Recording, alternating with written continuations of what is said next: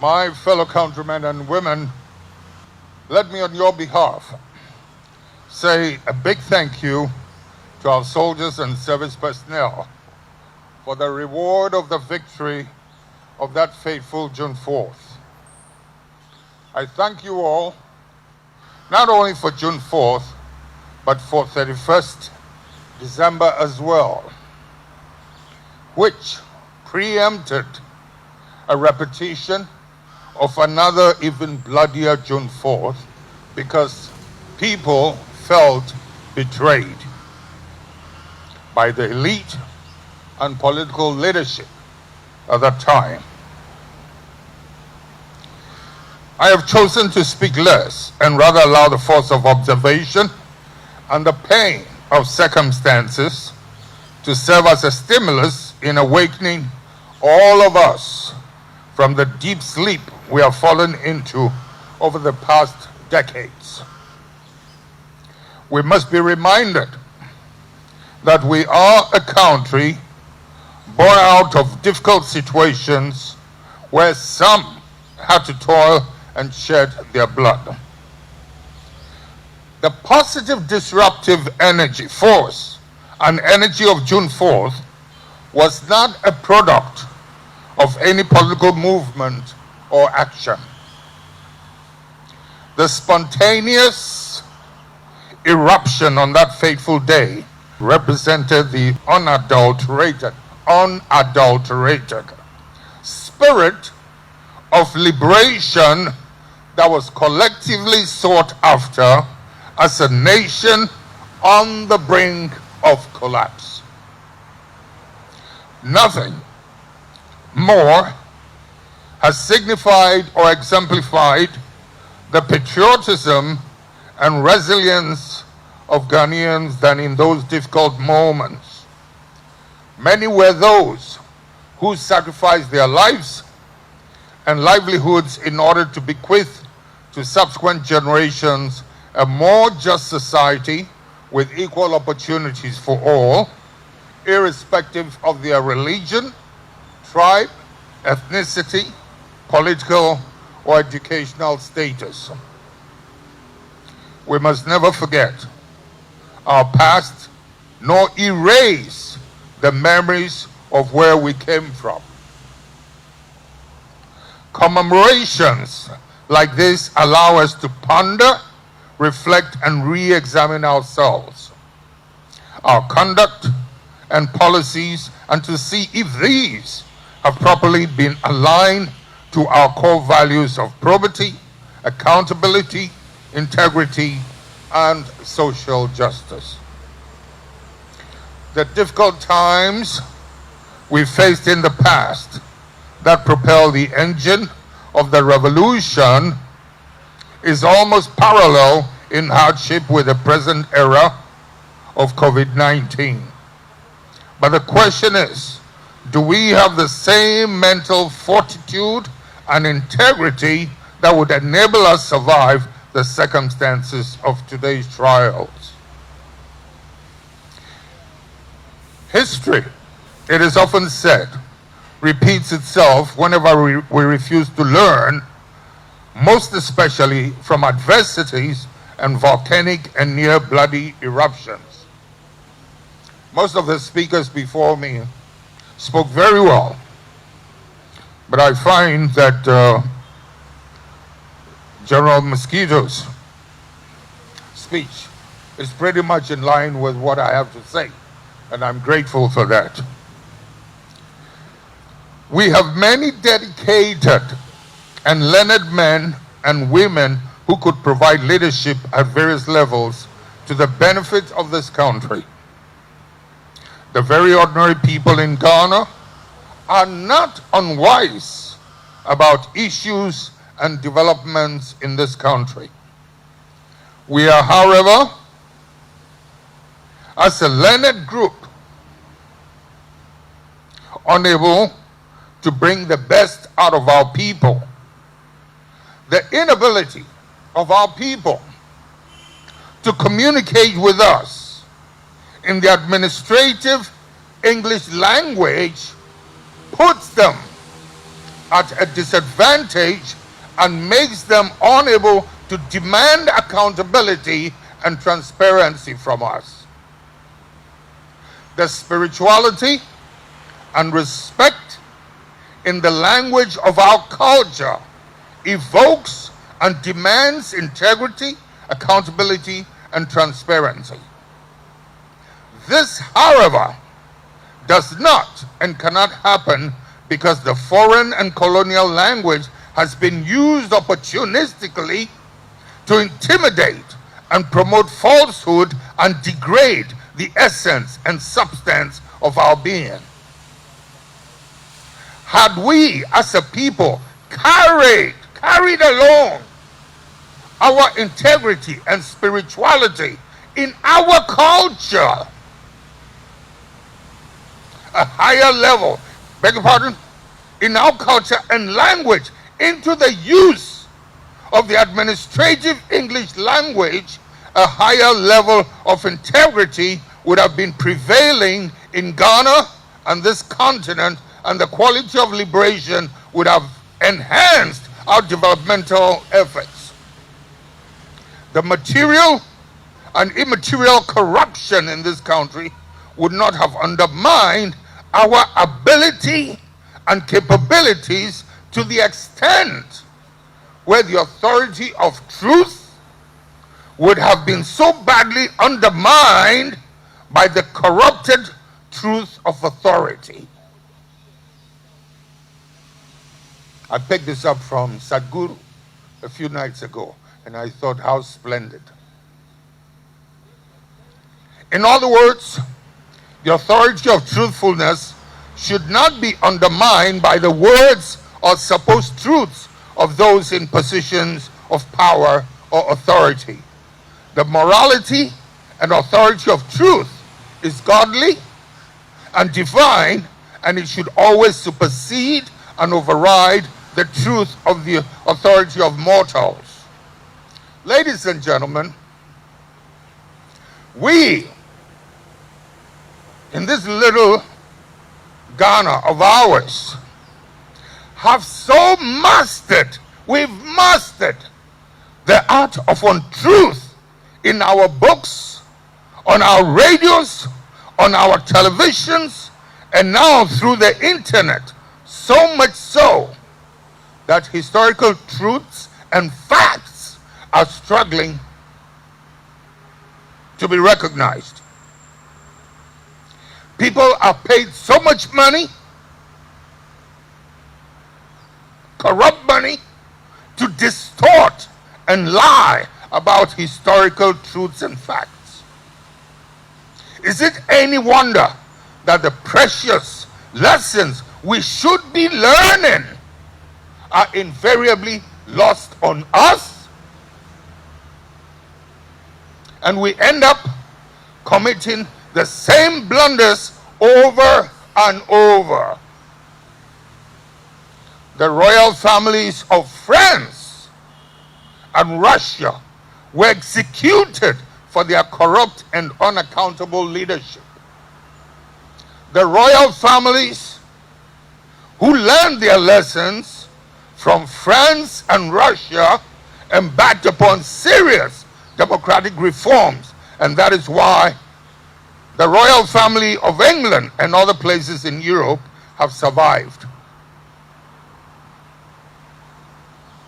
Instead of learning useful lessons from our not too distant past, here in Ghana,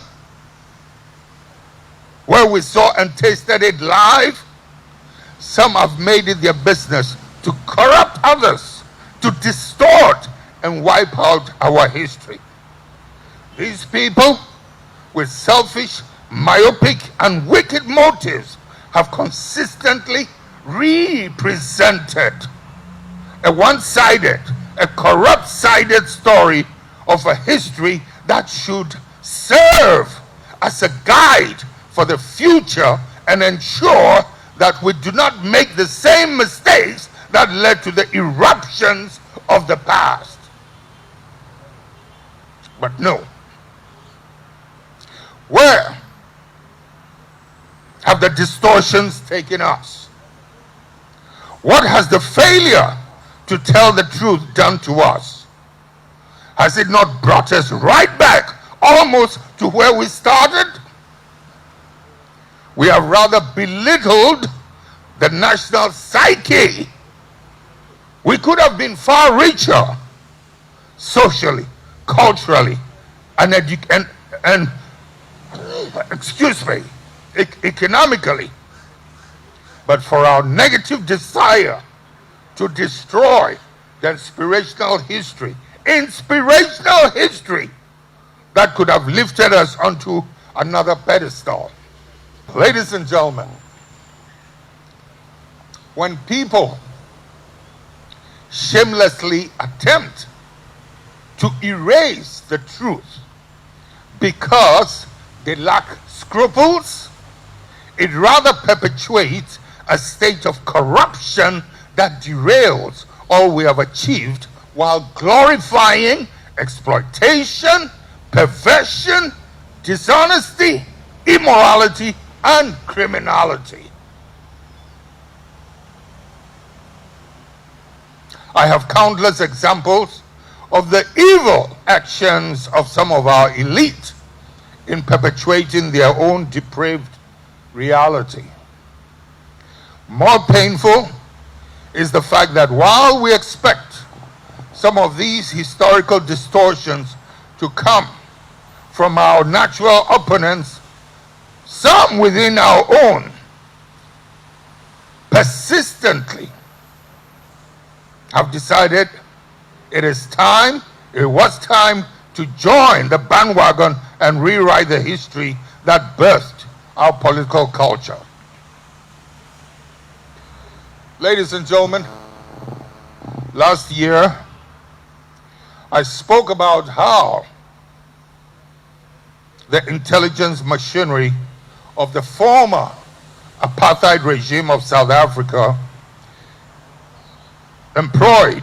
used to pay treacherous black African characters from our countries to continue misbehaving.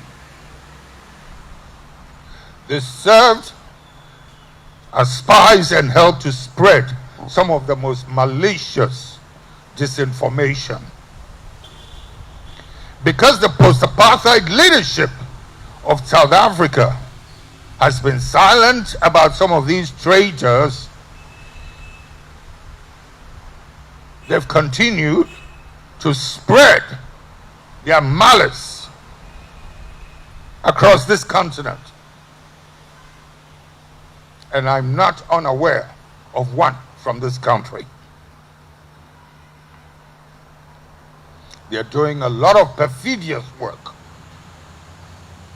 I urge the South Africans to expose these apartheid collaborators, some of whom parade in their countries as patriots after performing these unconscionable things, these extremely repulsive acts.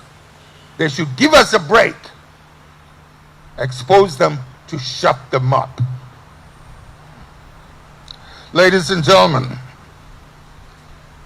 COVID-19. Early this year, the world was struck, as you know, by a pandemic whose effects eventually affected every facet of our lives. Despite the interventions from state institutions to alleviate the plight of the underprivileged, there is still a lot to be done by all of us in our very own communities to support the most vulnerable groups. The health force across the country, some of whom have been infected with the virus, in the line of duty have taught us a sense of purpose, selflessness, commitment, dedication, and patriotism. I commend all health workers, as well as all other frontline workers, for proving equal to the task in this defining moment of ours. Fellow compatriots, we have hurt our own by institutionalizing corruption for far too long, giving a little few the access to amass wealth at the risk of the livelihood of the ordinary people who are languishing in poverty and misery. Ladies and gentlemen, national monuments, groups, events, institutions, and important state assets are labeled after some very deserving individuals to inspire and direct subsequent generations on the good path they must emulate, namely courage, the spirit of patriotism, resilience, and integrity. In some instances, it serves as a crucial reminder for history's defining moments. In Ghana, these actions that certainly influence us are sometimes, unfortunately, taken for granted. And unsurprisingly, some important roads in Accra have been named after undeserving personalities. Such actions, one of which was done purposely to spite the Ghana Armed Forces, is an affront to many. There are many distinguished African figures, such as our own General Erskine, General Akufo, Commodore Boachi, Admiral Medume, Colonel Mensah Berima, General Nunu Mensah, who's here with us, General Arnold Queno, Brigadier Alphonse Kojo Carter,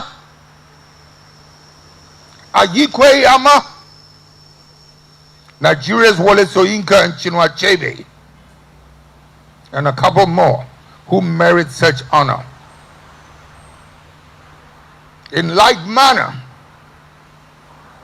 another administration, in fact the most offensive administration, desecrated the Kwame Nkrumah mausoleum and rendered it a sheer family cemetery. Ladies and gentlemen, our democracy is born out of fire, and we must dearly and compassionately protect its flames. Let's not leave it to go cold, flame out. One of the key institutional arms of this democratic discourse, from pre-colonial to modern-day Ghana, is the protection of right and choice. We must endeavor as a nation to deepen the spirit of the consultative process, equity, respect for the rule of law, or in simple terms, the tenet of democracy and multi-party democracy. The Electoral Commission, which is the fulcrum of our multi-party democracy, must be supported and protected by all stakeholders to ensure a free and fair election and a peaceful society. That notwithstanding, it is equally important for that revered institution to ensure that the processes leading to this year's elections are done in consultation with the stakeholders of the nation to prevent unnecessary suspicion and promote a peaceful and cohesive society. An election is an event, but building a democratic, free and peaceful society is a process. So the debate surrounding the new voters register must be thoroughly examined so we do not undermine the successes we have chalked so far as a nation. In addition, the constitutional mandate of the Electoral Commission must be respected by all. While we work towards perfecting our electoral process, I urge you all to pursue and sustain our uniqueness as a country in the democratization process. The sanctity of the right of choice is not a matter we can compromise on. That sanctity must be preserved at all costs. And as we inch towards November, let us ensure that the institutional processes are transparent and beyond blemish. Freedom and justice is not abstract. It is very much related to the sanctity of the right of choice. Those who are eligible to exercise that right of choice should not and cannot be disenfranchised by dictates that defeat one's right to vote. The sanctity of justice should be preserved and protected, with all of us being subject to the practice of what is just. An unjust society deepens the iniquities that exist. The patriotic zeal that gave birth to June 4th is one that cannot be extinguished. Any attempt to compromise on the ideals of probity, accountability, and integrity in our everyday lives is an attempt to snuff out the light that was lit 41 years ago. Let us honor the memories of those who laid down their lives liberating Ghana. This has been a fairly short address. There were so many things I was hoping to share with you. Some of the very callous things that happened after I left office, all designed to turn the face of the ship 180 degrees. Disgraceful things. And it took so long. 4 years, another 4 years. And I kept insisting to Professor Mills, please investigate this thing, that one, this one. But no. Some of his handlers decided to make a so-called enemy out of me, and rather decided to carry on that way. See where we are today? The loss we suffered in this last election could have happened, I think, was it in 2012? It would have been one of the most disgraceful losses we'd ever suffered. A party that was not built by Rawlings. It was, the closest to it was probably Nkrumah's n.p.p. It was born out of the people, the revolt of June 4th, 31st PNDC, and then 92 constitutional estate. People have the tendency of calling, I entered democratic rule in 92. And I correct them, I say, no, I didn't enter democratic. Constitutional rule in 92, but democracy started well before then. Yes. It was one of the finest times in our history. We need to talk about this a lot more. Some of the intellectuals in our party have been a real letdown. They'll open their mouths. I don't hear much coming out of their mouths. Just a handful of them. They should boldly draw the picture for you to see. How many of you have actually asked yourself, despite the campaign, an American administration, one after the other, going out of her territory, her borders, to go and fight socialist governments, communist governments. A man emerges in their midst at this late hour, professed to be a socialist, and has so much of the youth supporting him. When I saw this, I was asking, Americans thinking, do they realize what is happening in their country? I think you would want me to continue, wouldn't you? No. I'll give you people a break. We'll meet again. I thank you very much. not even the so-called socialists here, have ever bothered to school, educate Ghanaians in their socialist beliefs. Jesus Christ, the biggest socialist, was actually snatched by these so-called capitalists. And they made an icon of him, the Son of God, and whatever it is, a God to be worshipped. And they completely disregarded the life of Christ and what he stood for, what he did with his time and energy. You get me? Are you sure?